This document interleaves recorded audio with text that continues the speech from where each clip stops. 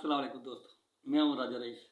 मैं आप सबका बड़ा मशहूर हूँ कि आपने मेरा पैगाम गाज़ियाबाद पहुँचाने के लिए पूरी कोशिश की। बेशुमार दोस्तों ने उसे शेयर किया, मगर बदकिस्मती है, गाज़ियाबाद किले की दीवारें काफ़ी ऊंची हैं और वहाँ अंदर तक मेरी आवाज़ नहीं पहुँच सकी। हाँ, अलबत्ता कश्मीर के कोने कोने से दोस्तों ने मुझे फ़ोन किए और गिले शिकवे भी किए। उनका ख्याल था कि इस खित्ते की आज़ादी पर बेशुमार लोगों ने कुर्बानियाँ दी हैं, मगर आपने सिर्फ रंगले ही की बात की। तो दोस्तों, मैं आप सबका शुक्रिया अदा करते हुए इस बात का एतराफ़ भी करूँगा कि आज से तकरीबन 20 साल पहले मैं मंग के मकाम पर उस दरख्त को भी देखने के लिए गया था, जिस दरख्त के साथ सरदार शम्स खान, सरदार सब्ज़ अली खान, सरदार मल्ली खान, सरदार काला खान और उनके साथियों की उल्टी खालें उतारी गई थी। इसके अलावा मैं दीरकोट भी गया था। यहाँ इस इलाके के पहले शहीद राजा मोहम्मद लतीफ़ खान के मज़ार पे मैंने हाज़िरी दी और वो जगह भी देखने के लिए गया जहाँ पर उन्होंने मोर्चा लगाया था। वो मोर्चा, उसमें राजा मोहम्मद लतीफ़ खान और उनके साथ मुजाहिद अव्वल सरदार अब्दुल कयूम खान साहब एक ही मोर्चे के अंदर थे। लेकिन जब डोगरा फ़ौज के ऊपर हमला किया गया, राजा लतीफ़ खान साहब अल्लाह की राह में अपनी जान दे गए, वो शहीद हो गए और मुजाहिद अव्वल कैसे मौजज़ाना तौर पर बचे। आइंदा इंशाअल्लाह एक वीडियो इस पे मैं ज़रूर बनाऊँगा। दोस्तों, एक मिसाल देकर मैं आपको समझा रहा हूँ। आपने ये मुशाहिदा किया होगा कि जब भी कोई बाशऊर शख्स वाशरूम में जाता है तो वो दरवाज़ा बंद करने के बाद पहला काम ये करता है कि वाशरूम की फ्लश का बटन दबा देता है। अगर फ्लश का बटन ना हो तो पानी का नल खोल देता है, इसलिए कि वो चाहता है कि जब तक वो वाशरूम को इस्तेमाल करे, पानी के शोर शराबे की वजह से दूसरी आवाज़ कहीं बाहर ना चली जाए, जिससे इंसान की इंसल्ट होती है।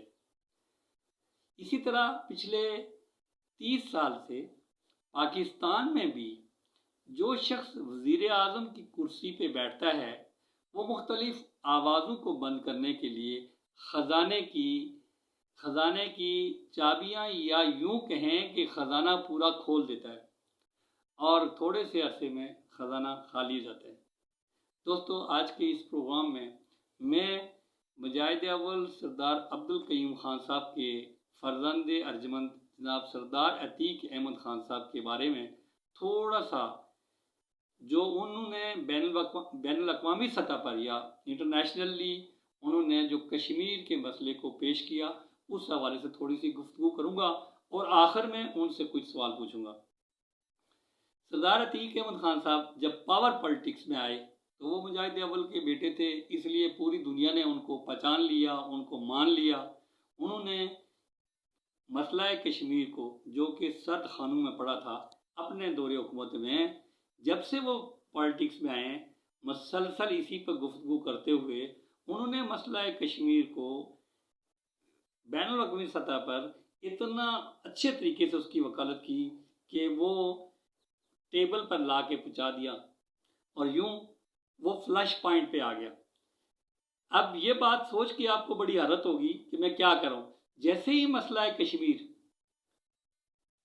इंटरनेशनली पूरी दुनिया ने उसके ऊपर पूरी तवज्जो दे दी, तो क्या हुआ, इसराइल को खटका हुआ। अब मैं जब इसराइल का नाम लूँगा तो यकीनन मेरे बहुत सारे दोस्त सोचेंगे कि इसराइल का अतीक अहमद खान से क्या लेना देना। तो दोस्तों, आपको समझाने के लिए आए हम मिलकर इन कड़ियों को जोड़ते हैं। पहली बात यह है कि आप जानते हैं कि कश्मीर पाकिस्तान की शरह है, बिल्कुल इसी तरह फ़लस्तीन इसराइल की शरह है।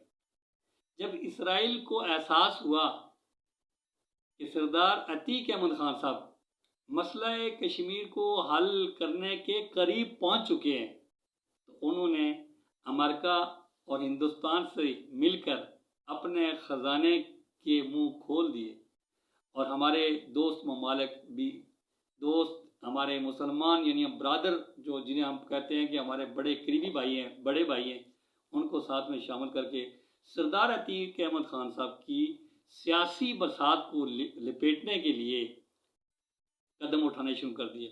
اور اس کا نتیجہ آپ نے دیکھا کہ سردار عتیق احمد خان صاحب 35 سیٹوں سے صرف ایک سیٹ پر آ گئے، وہ اس حلقے کی سیٹ ہے۔ دوسرے لفظوں میں حکومت پاکستان نے بھی سردار عتیق احمد خان صاحب کو دوسروں کے کہنے پر دیوار کے ساتھ لگا دیا، جس طرح MQM کو اکثر لگایا جاتا ہے۔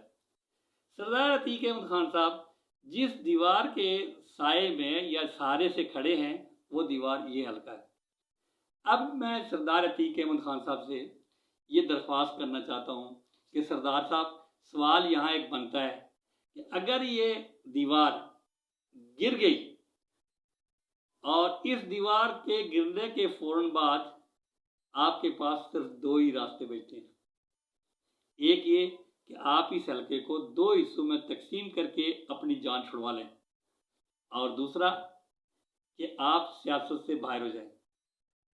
اگر آپ اس حلقے کو دو حصوں میں تقسیم کریں گے تو اس حلقے کے لوگ، اس علاقے کے لوگ، اس بیلٹ کے لوگ جو مسلسل مجاہد اول کے ساتھ رہے، ان کا کیا بنے گا؟